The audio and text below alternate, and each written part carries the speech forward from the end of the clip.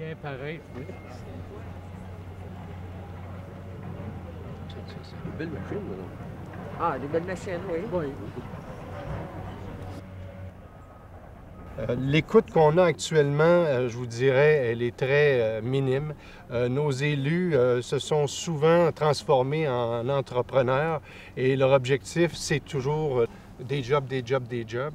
Alors donc, l'objectif aujourd'hui, c'est qu'on veut faire un appel à tous.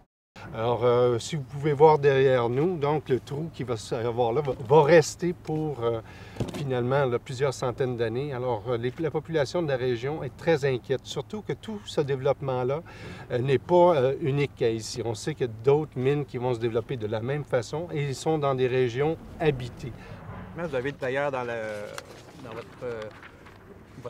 votre fiche un portrait des futurs sites de mines à ciel ouvert qu'on connaît présentement. Mais on sait qu'il y en a peut-être une autre dizaine d'autres groupes, d'autres trous qui vont se préparer.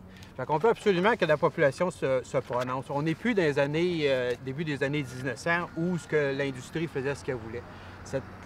La loi sur les mines, elle date depuis les 120 ans au moins. Et ça serait peut-être normal qu'en 2010, on dise maintenant il y a du monde et on doit tenir compte des populations et de l'environnement. Il y a une mobilisation qui s'installe à Malartic avec le comité de vigilance, le comité quartier sud, le comité des locataires.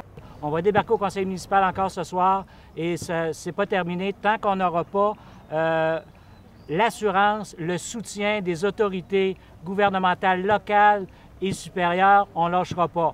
Il n'est pas question de laisser une population à elle-même cobaye entre les mains d'une industrie qui semble faire du développement vert, qui semble être responsable socialement. Je dis bien qui semble. La réalité est autre à Malartic. Il y a une population oubliée, puis on va les supporter.